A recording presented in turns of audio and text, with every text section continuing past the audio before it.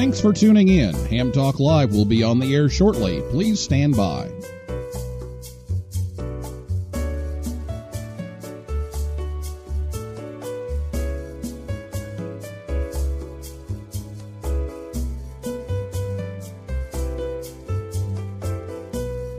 Thanks for tuning in. Ham Talk Live will be on the air shortly. Please stand by.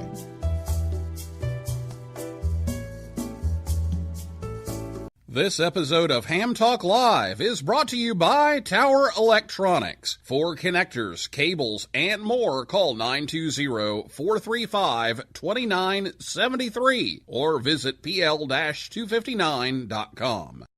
T-minus 10, 9, 8, 7, 6, 5, 4, 3, 2, 1, 0. Ignition. Liftoff. Liftoff. 30 minutes after the hour.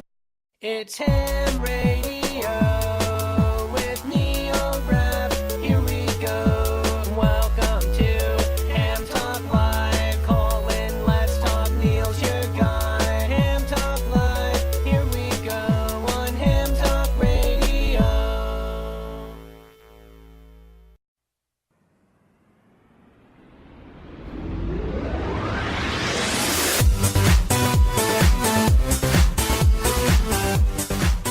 And a good evening to everyone. It's time for Ham Talk Live episode number 92. It's NASA on the Air, recorded live on Thursday, December 7th, 2017. I'm your host, Neil Rapp, WB9VPG. Thanks for tuning in to this episode of Ham Talk Live. Tonight we're joined by Dr. Rob Suggs, KB5EZ from NASA's Marshall Space Flight Center, and Kevin Zari, KK4YEL from Kennedy Space Center, and Peter Fetterer, KB3GTN from Goddard Space Flight Center. And we will take your calls live in just a few minutes. We'll be talking about an on-air activity that's coming up very soon for all of the NASA facilities across the country, called NASA on the Air. So that's what we'll be talking about tonight. Last week, Dr. Ralph Fedor, K0IR, was here to talk about the upcoming Bouvet Island de-expedition. And so if you missed that, just go over to hamtalklive.com and you can listen to it on demand there, or you can catch our podcast version on Apple Podcasts, Stitcher, iHeart Podcasts, Google Play, TuneIn, SoundCloud, or your favorite podcast app. And then we're also available on YouTube. And shout out to the Galapagos Islands de-expedition team today. We talked to them at school and actually got them again myself when I got home. One of my students was able to make the connection this afternoon. So it's nice to get that one in the log, and we're going to talk about getting NASA in your log in just a few minutes. So think of some questions, and you can give us a call and talk to us about the NASA on the Air program. We'll talk to these guys for a little bit, but later on in the show, you can give us a call. The number is 812-NET-HAM-1. That's 812-638-4261. Or you can Skype us. We're Ham Talk Live on Skype. And you can also tweet us anytime. That's at Ham Talk Live on Twitter. So I'll be back with Rob, Kevin, and Peter right after this word from Tower Electronics right here on Ham Talk Live. This episode of Ham Talk Live is brought to you in part by Tower Electronics. Tower Electronics has been the Ham's Dime store since 1978. When you need connectors, mobile and handheld antennas, cables, or adapters, visit Scott or Jill at a Hamfest near you. Or you can order online at pl-259.com or call 920-435-2973. Stock up on those supplies like PL259 and N connectors, SMA adapters, audio cables, soldering supplies, mobile antennas, and ham sticks. Their silver-plated N connectors are even used on the International Space Station. Tower Electronics carries MFJ, Comet, Daiwa, OPEC, Workman, and Ham Pro products. And don't miss their 0% off sale going on now. Tower Electronics online at pl-259.com. Proud to sponsor this episode of Ham Talk Live. Sorry for the delay. Your host, Neil Rapp, is reading a book on anti-gravity, and he just can't put it down. Now, here's more Ham Talk Live.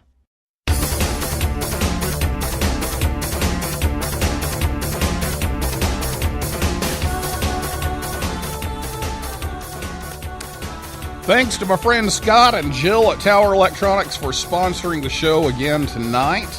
They help bring you Ham Talk Live each and every week.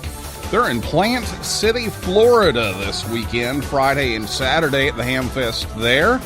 And then they're going to be taking a bit of a break. So you can call them at 920-435-2973 or visit them online, pl-259.com. Tell them you heard it on Ham Talk Live. And don't forget, PL259s make great stocking stuffers. Ham Talk Live is on the air every Thursday night, 9 p.m. Eastern Time at hamtalklive.com. Check us out on Facebook, Twitter, and Instagram as well. Well, let's meet our guests tonight. Dr. Rob Suggs, KB5EZ, was first licensed as a technician in 1973 as WA4KVO. He upgraded to advanced in 1978 and was assigned his current call sign while attending grad school in New Mexico. In 2000, he upgraded to extra, and he works for the Marshall Space Flight Center as a space environments team lead. He is responsible for compatibility of NASA flight projects with this random stuff flying around, meteoroids, orbital debris, who knows what's floating around out there, ionization or ionizing radiation, neutral thermosphere, and ionospheric plasma environments. Rob earned his PhD in astronomy from New Mexico State, and currently his research interest is in observing meteoroid impacts on the moon. In ham radio, his interests are DXing, meteor scatter, already JT65, and some summits on the air, and some portable operations. Kevin Zari, KK4YEL, was licensed in 2014 and went from nothing to extra all in that year. He's the activities officer and trustee of the Kennedy Space Center Amateur Radio Club, which is now N1KSC. He revived the club after it had been idle for a number of years, and Kevin is a graduate of Florida Tech and spent 17 years as a payload test engineer with NASA, especially for the Space Shuttle program. And he's now the Chief Technology Officer for the Exploration Research and Technology programs at Kennedy Space Center. Kevin enjoys operating Whisper and build his own kit for that and some other modes. And last but not least is Peter Fetterer, KB3GTN. He's an RF systems engineer at Goddard Space Flight Center. He has a degree in electrical engineering from Capital College.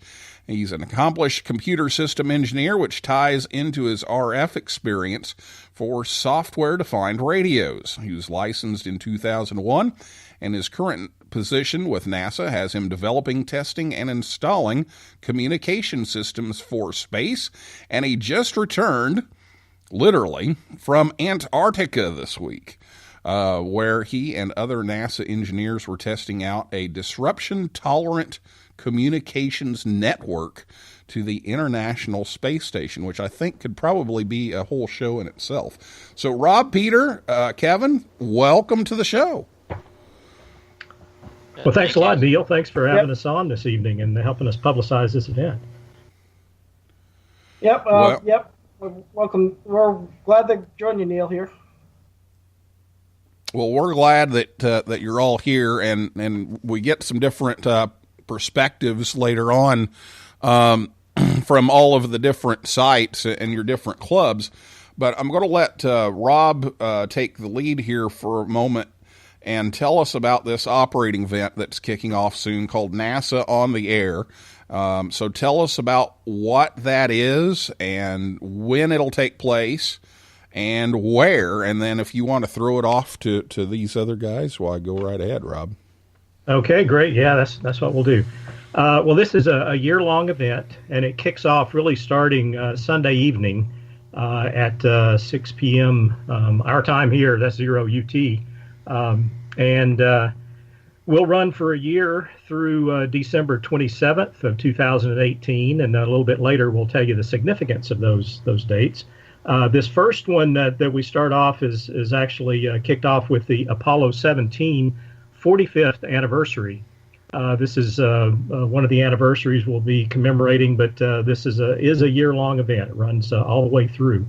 The idea here is that we wanted individual clubs have gotten on the air over the years to do special events, and we all got together and started talking about this by telecon a few months back, and decided that we would kind of coordinate efforts and try to be on the air sort of at similar times. And we thought, hey, we'll just make this a whole year-long event, and we'll have a point system. And Peter can talk about that a little bit later. But we'll just have all of the clubs hopefully on the air at various times during this year, and any contacts made with us count toward these points. And there's a special certificate available at the end of the event. All right. So you mentioned, the starting date is right away. So tell us about that first one that's coming up and the tie there to the Apollo mission. Yeah, the dates that we picked there, the 11th through the 14th of December, are roughly the days that the Apollo 17 astronauts, Jack Schmitt and Gene Cernan, were on the surface of the moon. Recall, this was the last of the Apollo missions, the last of the manned lunar missions, and we like to do these special events kind of on multiples of 5 and 10 year kind of thing. So this is 45th anniversary. That's pretty significant, and so we'll be kicking it off this week. And the key thing to remember here is that if you want to find out what's going on with this event, go to our website. We have one. It's NASA on the Air, one word, .wordpress.com. And it has all of the information that we'll be talking about here tonight, plus a lot of other details about other events and such. Has links to our various social media feeds, which Kevin will be talking about, and that's how to find out what's really going on with the event, is to go to that page. But hopefully, we're not sure how many clubs will be on next week, but we know that a number of us will, and we'll be looking for contacts with folks out there.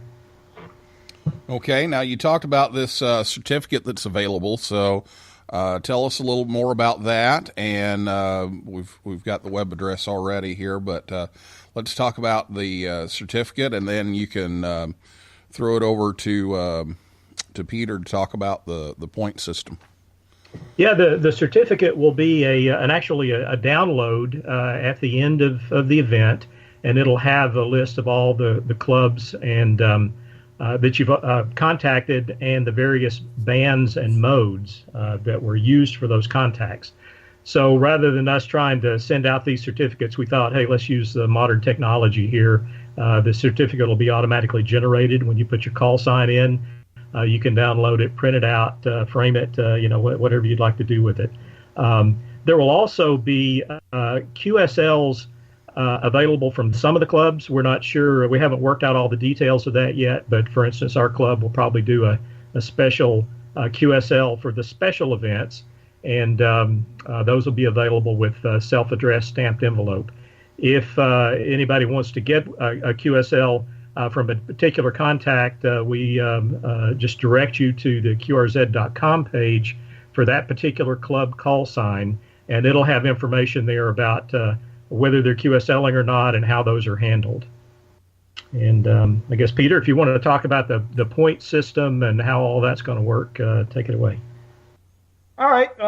So over here at the Goddard Club, we're kind of doing sort of the same thing Rob was talking about with doing QSL cards as well. In terms of this contest, though, we're talking about several stations operating on several bands and several modes. We're going to probably play the game of 1 point per band per mode combination. So if you're on 20, you can work us on CW, phone, and digital, and get points for each one of those.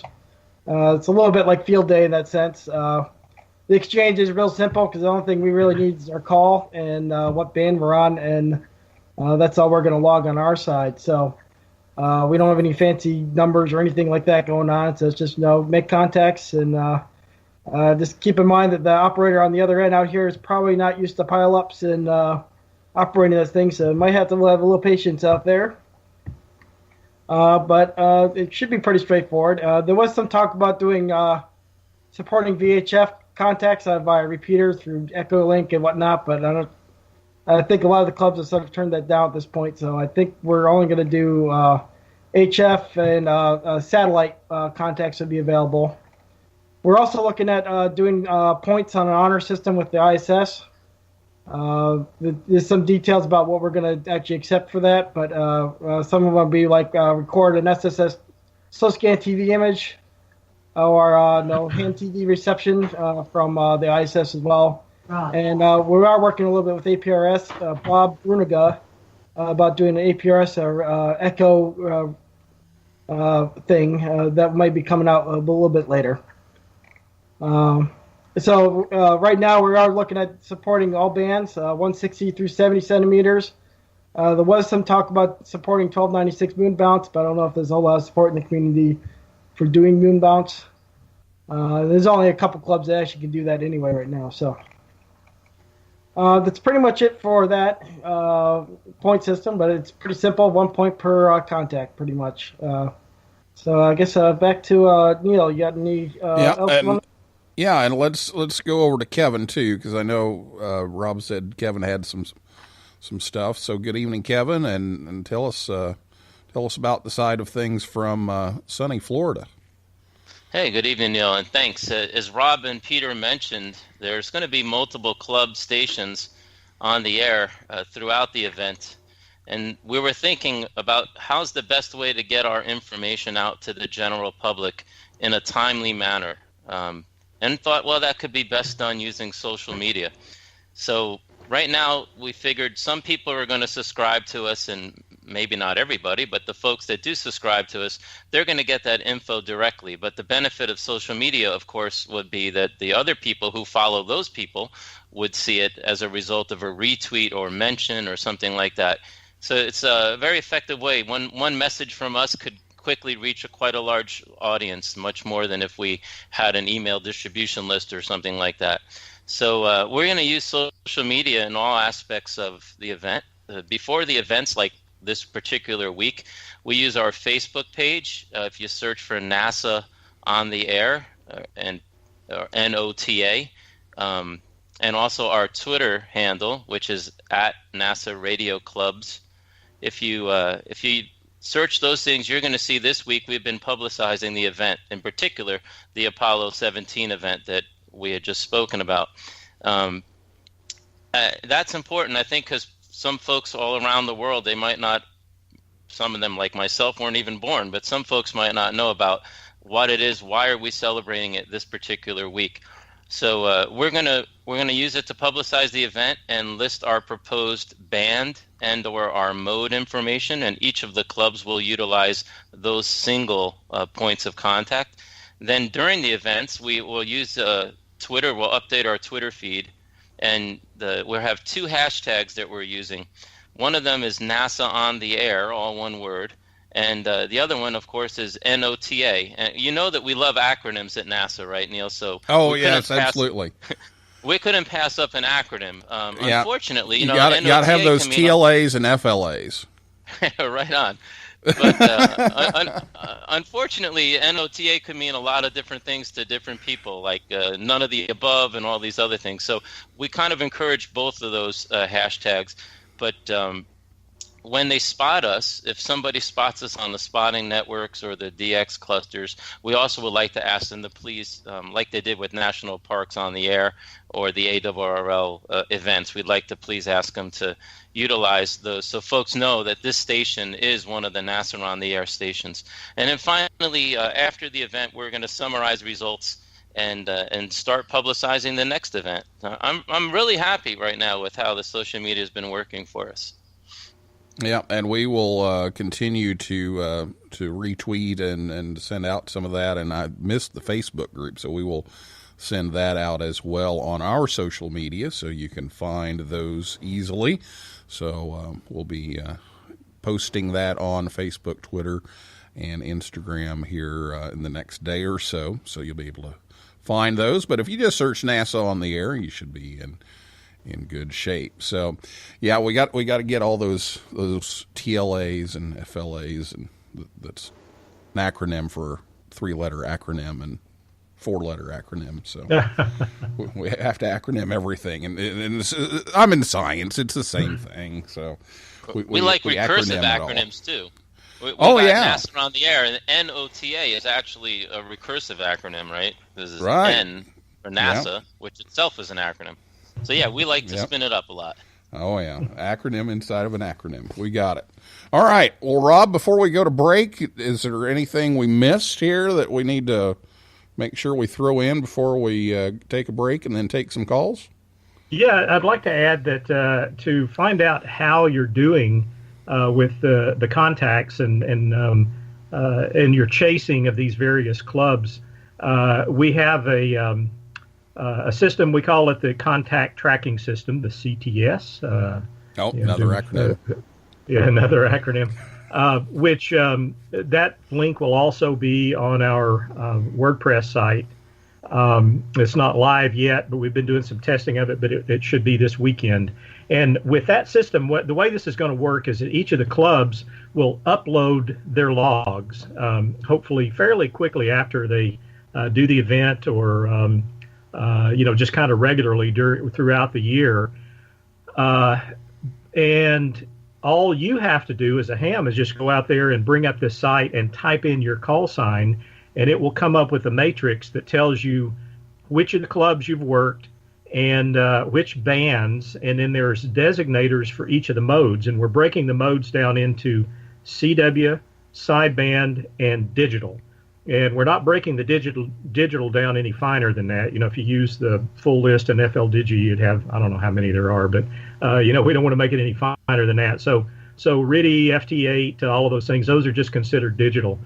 And then we're trying to figure out how to implement a fourth mode that we call a space mode. We're the space agency. We should be promoting that, right? So that's those satellite contacts, the ARIS contacts, through the APRS system, or just hearing space station, school contact downlink, something like that. And meteor scatter, I know those aren't exactly in space; they're actually in the atmosphere, but we'll call that a space mode. And then if we manage to get any moon bounce contacts in there, those will all be kind of considered a separate mode, but we're still working out the details of how that's going to work. And then I think some of the clubs too, Peter mentioned about the repeaters and such. We're talking about possibly including these internet linked things too, just to reach out and touch as many hams as we possibly can, because there are a lot of guys out there who are technicians who maybe aren't set up for satellite or some of these other long distance VHF modes, and would like to get in on the action too. So expect some of that too. We just don't know how many clubs will be participating in that, but we're talking about including that as well. Sounds like a well-organized plan here, and it almost sounds like there's some computer engineers involved or something. Oh, we have a whiz, Matt KA0S. Matt KA0S is our guy, and he's the one who put together this CTS, and we've just all been amazed at how well it works. He actually gave us a presentation at our club meeting this evening on how it works, and it's pretty whizzy, and it just works like a champ. So we're real happy about that. We got some really good talent. These guys on the line here, and a lot of folks in the background who are doing a lot of this work, getting this thing together. And so it's been a lot of fun seeing all that talent come together to make this happen. All right. Well, look forward to seeing the results of all of that very soon, and that's kicking off on Monday. So get on the air and make those contacts. Well, we're going to take a break, and then when we come back, we're going to open up the phone lines. We'll take your calls. We'll look at your tweets and whatever else we can come up with, and maybe even talk a little bit about the individual clubs that these guys represent right here on Ham Talk Live. The National Voice of America Museum of Broadcasting, located in Westchester, Ohio, just north of Cincinnati, is only 2 minutes off I-75. The museum is the former home of the Voice of America Bethany Relay Station. Tours are now available every Saturday and Sunday from 1 to 4 p.m. Eastern Time. You can see the control room, a 200,000-watt transmitter, and the most comprehensive collection of inventions by the iconic Powell Crosley Jr. Also on display is a huge antique radio exhibit and R.L. Drake's personal collection of most every Drake amateur rig ever made. This is a unique opportunity to see amateur radio in action and have a chance to get on the air from WC8 VOA. Admission is only $5 a person. The museum is located close to historic WLW-AM and tons of shopping and restaurants. Take a trip to the VOA Museum or visit us online at voamuseum.org. Ham Talk Live with Neil Rapp. Join the conversation. Call us on voice with Skype at Ham Talk Live or give us a call at 812-NET-HAM1. That's 812-638-4261. Now, here's more Ham Talk Live. And we are back. Be sure to listen to Ham Talk Live every Thursday night, 9 p.m. Eastern Time, right here at hamtalklive.com. Check out our Facebook, Twitter, and Instagram. Just search Ham Talk Live there. Well, it's time for your calls, so if you have a question for Rob, Kevin, or Peter, you can give us a call at 812-NET-HAM1. That's 812-638-4261. Or you can call us on Skype. We're on Skype as well. You'll find us at Ham Talk Live. And you can also tweet us at Ham Talk Live. In fact, I'll run over there right now and see if we have anything over there just yet. Don't see anything just yet, but now's the time. So if you have any questions about the NASA On the Air event or comments, just give us a call at 812-638-4261, or you can send us a tweet too. So let's talk a little bit about some of these other events that are going to be coming up. We've got the kickoff on Monday, but Rob, you've got some of the other events that will be coming up that you want to talk about. So let's take a look at those. Yeah, the ones that we have on our list on our webpage currently include this Apollo 17 event we were just talking about. And then in July of next year is the 60th anniversary of NASA. Actually, July 29th is when President Eisenhower signed the Space Act, which formed NASA. So we'll certainly do something for that. And then in November and early December were the first launches of the first elements of the International Space Station, and that'll be the 20th anniversary of those events. And then the Apollo 8 50th anniversary is December of next year. And so we'll certainly be covering those events. We're have a list of others we're going to be discussing perhaps in January.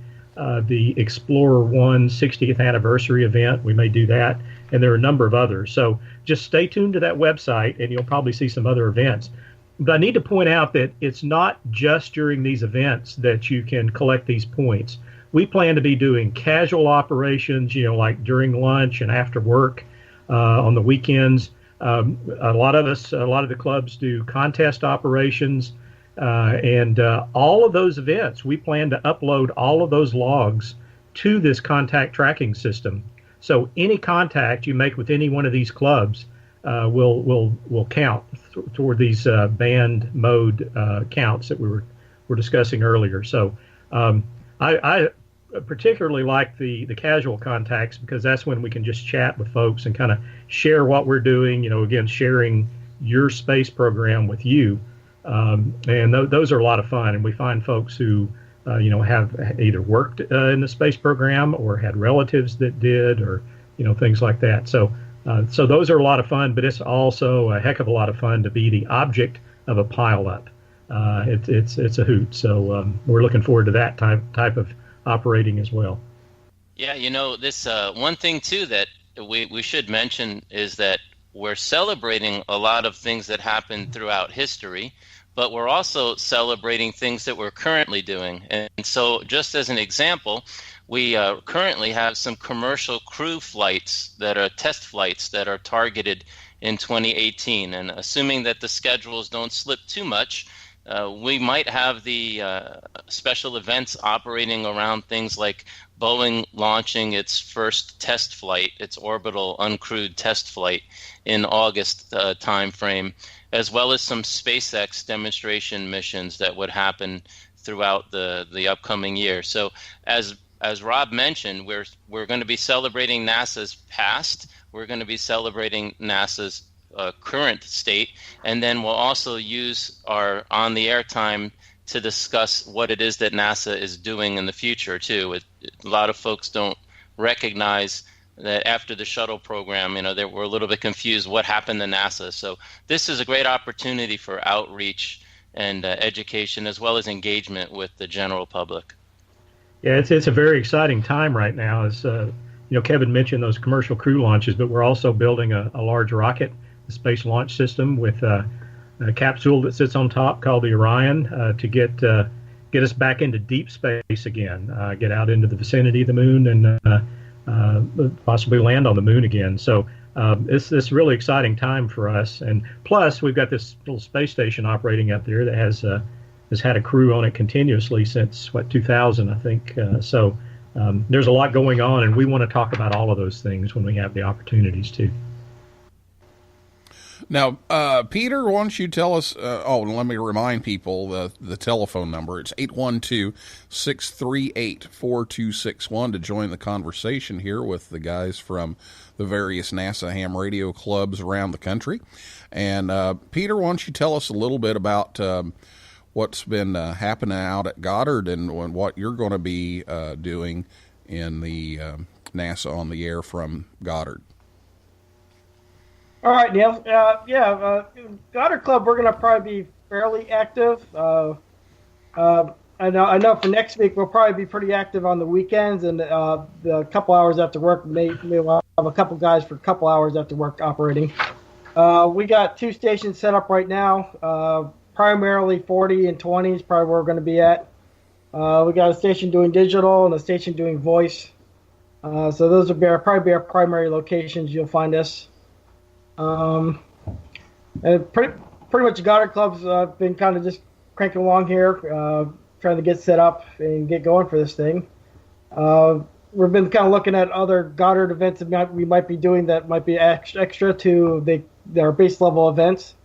Goddard's kind of a center where we do a lot of our earth science and astrophysics science within NASA. So we have the missions like JWST and Hubble run out of Goddard. And we're doing a bunch of other missions like your JWST we just launched, JPSS, sorry, just launched, and that's a weather satellite supporting NOAA's weather gathering services.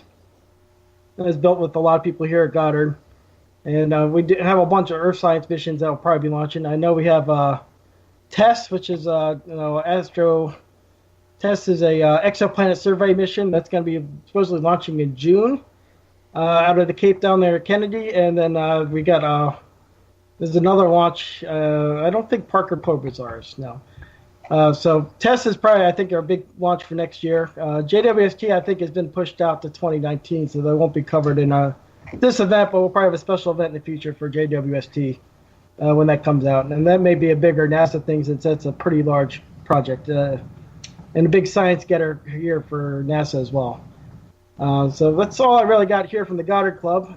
If there's any actual questions from the listening group out there, we'd be glad to answer them. So with that, I'll send it back to Neil here. Okay. Yeah, and that phone number is 812-638-4261, or you can tweet us over at Ham Talk Live on Twitter. We'll check that here in a moment, and let me throw it back down to Florida to Kevin. Tell us about some of the events that you're planning for NASA on the Air from Kennedy. Yeah, thanks. One thing I would like to mention, too, that today we happen to have many of our space flight centers, and I do like to always remind folks that the first A in NASA is aeronautics. So we got a very great level of participation from other centers where their primary research is in aeronautics. And so I'm looking forward for them to give us the opportunity to discuss some of the great things that NASA is doing with respect to aeronautics as well. Back at Kennedy, we've got a pretty nice shack. We've got plans to operate on HF, both in voice and digital, as well as satellite. One of our club members, we're fortunate enough, he has a moon bounce set up at his house. And so we haven't got all the definitive dates and times yet, but we're hoping to be able to participate in some UHF moon bounce as well there. We not related to this particular event, but we also do have the opportunity for folks to contact us on our repeater, which, as you know, Neil, sits on top of the vehicle assembly building. And I say that because it's important for you to understand that 535 feet up, you can actually be in the Orlando International Airport with a Baofeng HT. Oh, wait a minute. He said Baofeng. We got to play that. Okay, we got it in there, Kevin. Okay, I just wanted to make sure, because you could be with one of those units in the Orlando International Airport, or as what happened to me one time in the Daytona International Speedway with my Baofeng. Oh. Okay. There we go. I was watching the Skype. We got a caller waiting on the line. So. Okay, let's let them come in. But we've got some great presence on the air. Looking forward to supporting these events. All right. Well, we do have a caller on the line, which is why I had it on the wrong window here. So, who's this, and what's your question? Hey, Neil. My name's Al, N4EII. I'm New Ham, and very excited. I grew up, at the beginning of the space program, watched many of the launches in black and white. And I just want to be sure I'm clear on how to contact or find out where you guys are going to be operating. And again, thank you all for putting in all your personal time to help out all us hams. So the question was, how do we, where do we go to get your frequencies, or when you're going to be up and that type of thing? Are you going to be posting on Twitter and those social media places? Yeah, Kevin, you want to take that? Yeah, I was going to say, Kevin. Yeah, sure. Yeah. Hey, Al, thanks for your call. Our intent is we're going to post it ahead of time, as we know we're starting to operate, for example, tomorrow at 4 p.m. Each of the clubs will have the ability to communicate that information to folks through our Twitter handle. And just in case you didn't catch it earlier, it's at NASA Radio Clubs. And if you follow that, you'll see our information. But also, I would like to call to your attention the typical cluster, the DX clusters and the spotting networks. We'll also have folks, once we are on the air, I think you'll find that those types of services will also be putting down information and spotting us.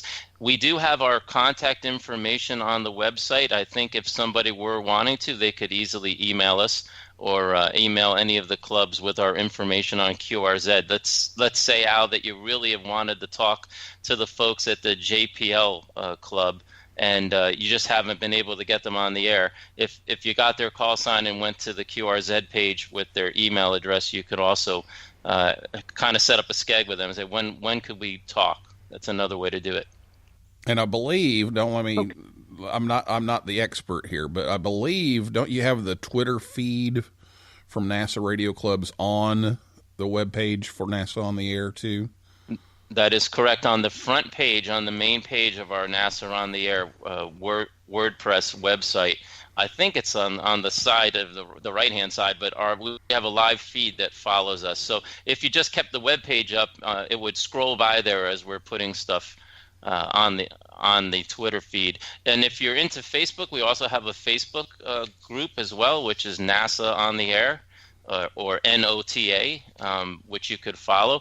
And I think those work for the majority of folks. If somebody is not on Twitter, then all they have to do, as Neil mentioned, is just go to the web page. You could keep the web page up in a browser, and you could see, without even having a Twitter account, you could follow what our information is. Yeah, and for the old school guys like me, we'll be using the DX clusters too. We'll probably be self-spotting on those. And, there's a lot of logging programs. That stuff will scroll across your screen anyway. So you can check those DX cluster spots as well. Well, hey, thank you very much. I made my first satellite contact today, so I'm going to be listening out on the birds for you guys, and looking forward to a lot of fun next year. Thank you. All right, Al, thanks for giving us a call, and congratulations on your first satellite contact. That's pretty cool. So thanks for calling in. Thank you, 73s. All right, 73. 812-638-4261 is the telephone number. We're just about out of time, but we might be able to squeeze a quick one in here. But it will have to be quick. So if you can do that. And, Johnson Space Center Amateur Radio Club, which may be my friend Tanner on Twitter, just says, glad Kevin got the bow thing in there. and also, yes, and also he says, in addition to SAZY's, self-adhesive envelopes are appreciated too. So that must be Tanner because he had to do all the QSL cards for Johnson's thing here a few months ago. So that must have been Tanner. Mm-hmm. So, all right. Well, we've got about a minute left. So let me throw it back to Rob and talk just briefly about what's going on down at Marshall and anything else we need to get in here before we run out of time. Yeah, I don't think we've mentioned how many clubs are involved with this, but there are a number of NASA centers and facilities across the country. And I think we've had about 12 clubs all told who have indicated an interest in this. I don't know if they're all going to be on, but we do have that many. So you can, again, go to our webpage, and if you look around there, you'll find a map, and it shows where all of these centers and facilities and the clubs that will be active are.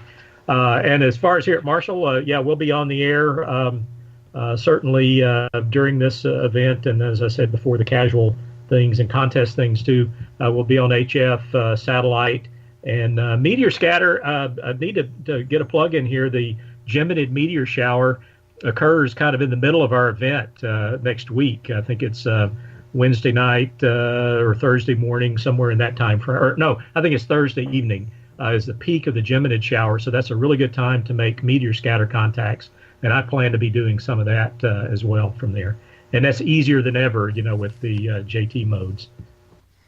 All right. Very good. Well, that's going to finish things up for us tonight. But Rob, Kevin, Peter, thank you so much for joining us tonight. And we even had some others, I know about the International Space Station, and we weren't able to get him on due to some other conflicts and time, and here we are with a minute left. So, so thank you all for helping out to organize this and coming on the show, and look forward to hearing you on the air.